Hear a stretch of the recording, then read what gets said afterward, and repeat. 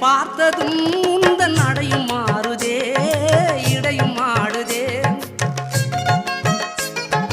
கண்கள் சிவக்குதே, கண்கள் என்னை அழைக்குதே, என்னை அழைக்குதே. பாசத்தோடு கடிதம் ஒன்று எழுதி தரட்டுமா?